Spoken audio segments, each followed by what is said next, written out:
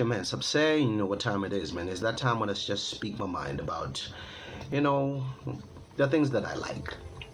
Today I'm going to speak about a document on hip hop, which is the subject that I like to get into a lot. And so I read another document on hip hop, and it's a South African document. So we got to represent and keep that conversation going. So the title of the document is "Your Father, the Hip Hop Head." It was written by Rofhiwa Maneta, a journalist and I guess part-time photographer, according to his Facebook profile. And basically, it targets a particular social issue that we all know about. I will say, it involves single parenthood and just the absence of fathers in their children's lives and whatnot, and it's linked to hip hop at the same time, and it also tackles the issue of just manhood and boyhood, just transitioning from being a boy to a man, and that, and just the relationship between that transition and the environment you are in at a particular time. It also touches on just how let me just check real quick that hip hop and its relation to maturity, and how it can be misunderstood by society as just an immature art form, and obviously the morality of one's morality and hip hop, the contradiction between those two things. Now, with that said, man, I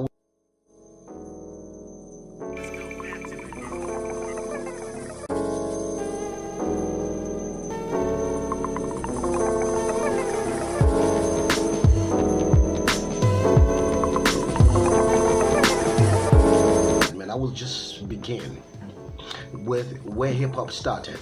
And hip hop started in an environment that is not conducive, for I guess for any human being's well-being, which is the ghetto or the slums or the projects in the States, or in our case, the township. Now, it was started by young men. At the time they were young men: Cool Herc, Africa Bambata, and I think it was Grandmaster Flax. Correct me if I'm wrong.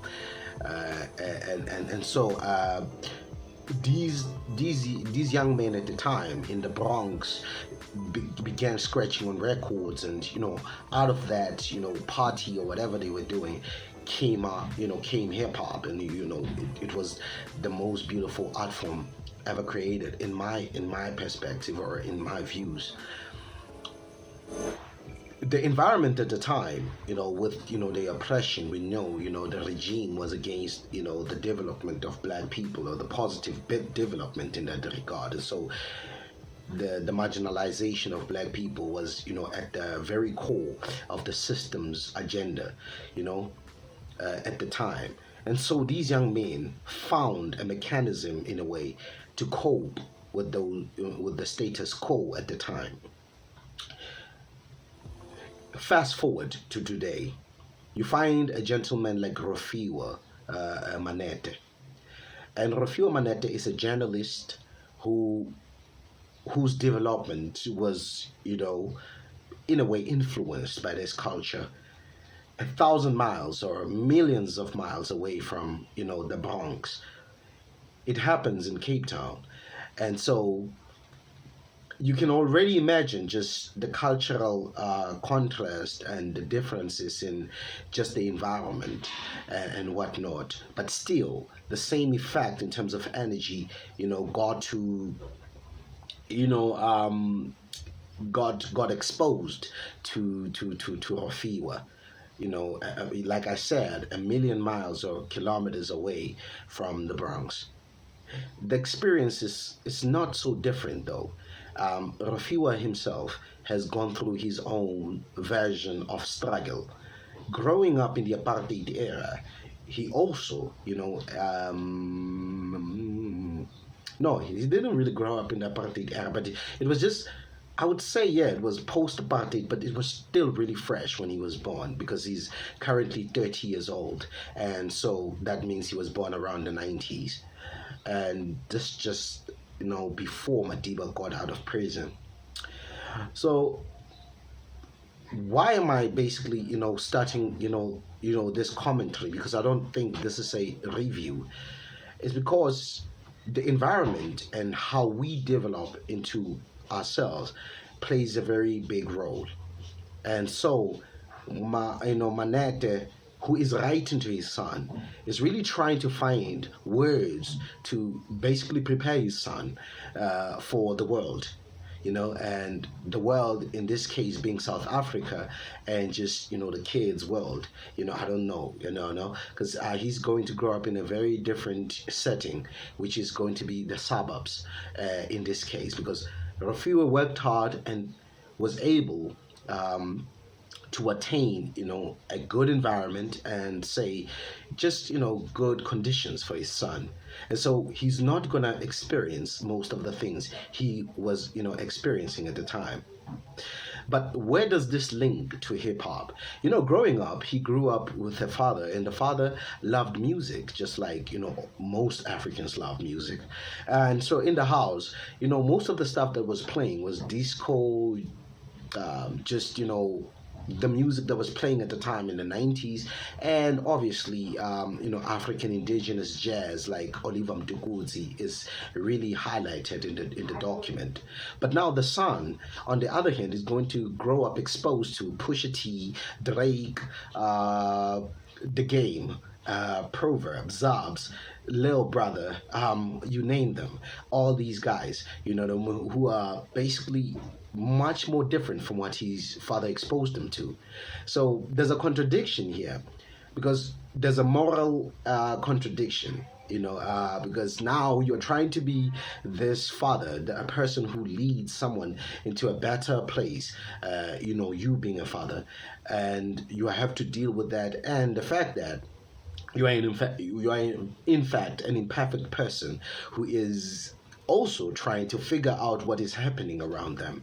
And so that's where the morality and hip hop contradiction comes into play, or the conflict between the two.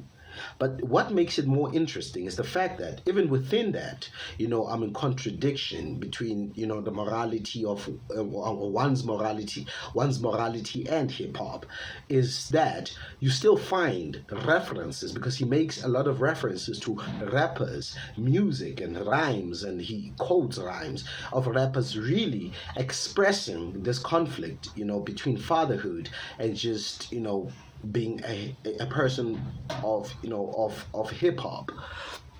And it just shows you just how important this matter is to the rappers, because they speak about it and they touch on the subject.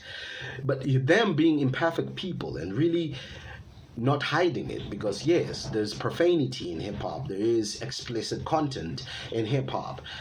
For you to be a father, would really look like a contradiction, or it would come across as a contradiction.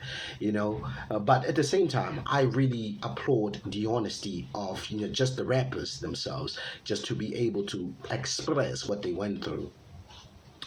But with regards to environment, another thing is he also shows you just the world that his son is going to be raised in, because he basically refers back to an event that took place in his life where he almost, no, not almost, he got mugged at some point. And what he basically highlights is that if it wasn't for the 50 rand he had in his pocket at the time, he doesn't really know what could have happened. And he really, I guess, plays with, the subject of race beautifully in that he doesn't really describe the people who mocked him, but he kind of like plants an idea in our head to say, we kind of know who would have, possibly done that. Because see, in the township, the definition of of manhood or just being a man is quite different to that of the village people. The people Abakuleles Lalini and everything like that. Those people have a different perspective as to what manhood is as compared to us who grow up in the townships. Us not going through the ritual, the on the rite of passage, in terms of the initiation ritual, to being a man, or the initiation schools. We are not exposed to the content is a sentabeni, or is a say, in those rituals, you know what I mean, or como patung, with regards to the Soto people. And so we do not know exactly what happens there, because it's not like that information is sacred, and so it's kept a secret, so only the people who went in Dabene will understand exactly what it means. And so our development into manhood is really automatically what we figure out on our own, because we do not know what is happening there, and nobody is willing to really impart that knowledge. And so we are okay, we respect those rites of passages, and we will not obviously criticize, but we also are men in our own right, in that our initiation is of a different sort, because he points out again that what it means to be a man. In a way, when he was 27, he points out that he didn't have any material possessions, that to show any material possessions to show that he was really, in societal standards, the man. He didn't have a car, he didn't have a house, and so he was really struck with depression at the time, and he kept calling himself a writer, but he didn't have any material to show for it. So in our part of the world, which is the township, in order for you to be considered a man, you have to have some material success attained, or in a way, just a certain status. You should have you should have achieved in order for you to be taken seriously as an adult. And thus, it shows you just how profound hip hop can be at times, that we deal with these social issues, that we really are aware of them, that we really are aware of the conflict of being raised in an environment that is not conducive for, I guess, the healthy development of a person.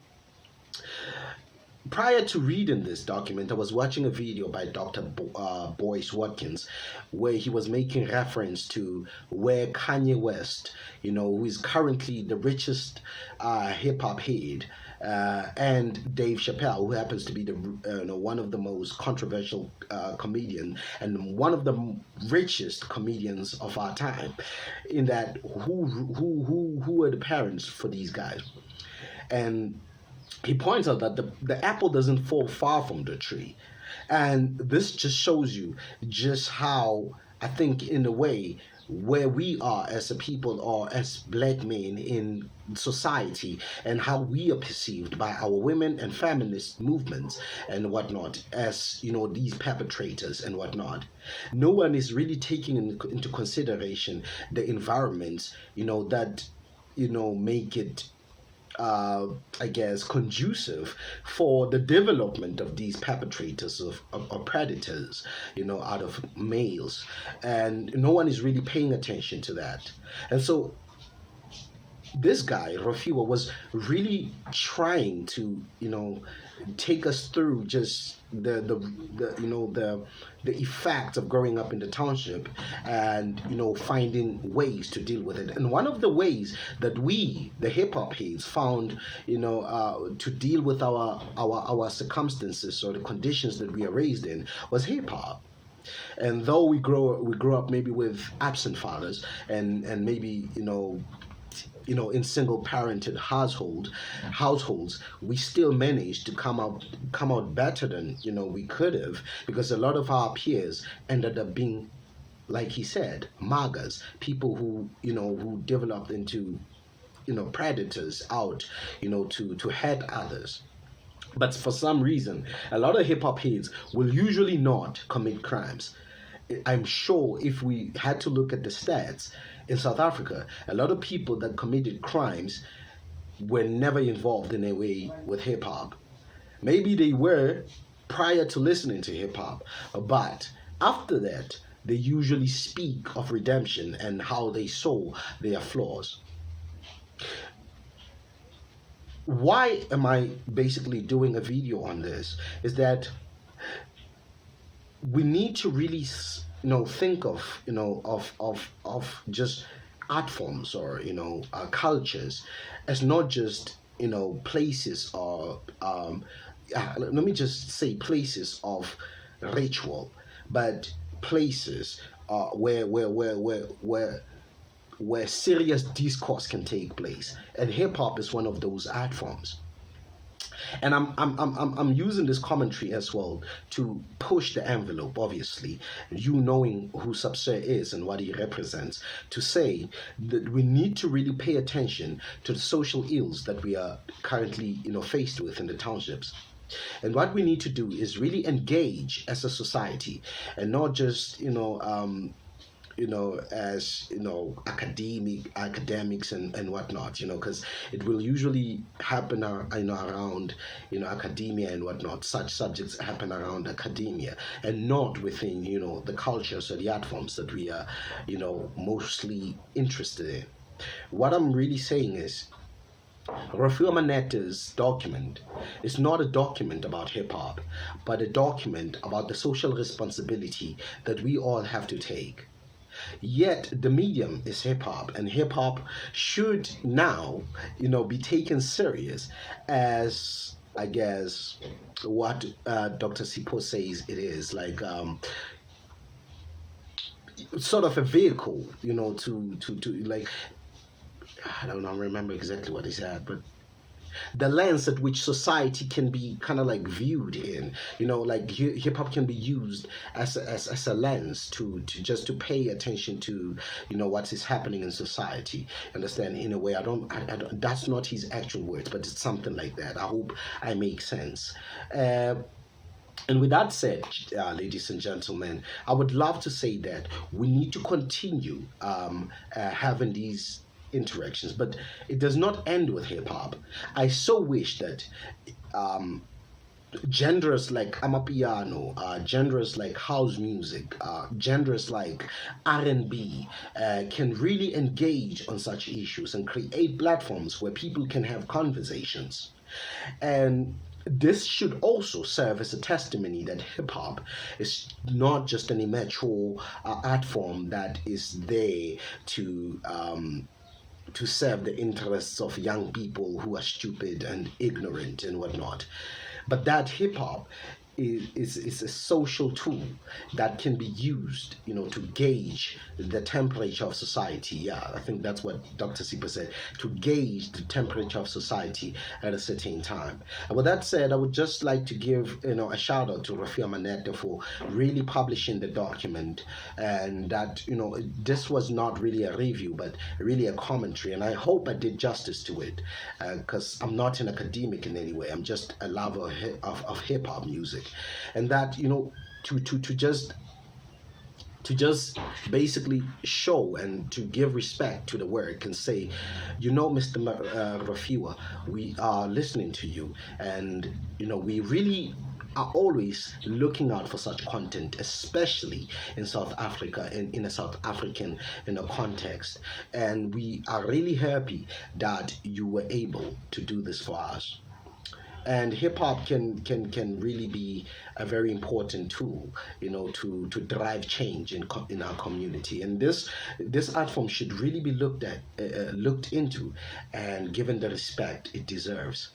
And me being, one of the hip hop heads, would like, to encourage people to go read this document, which you'll find in the description, below the video. And you can also look into another video I did on why kids should listen to hip-hop music. With that said, man, from me, SubSir, I'll be out. Shout out to Rofhiwa Maneta, and peace, love, one.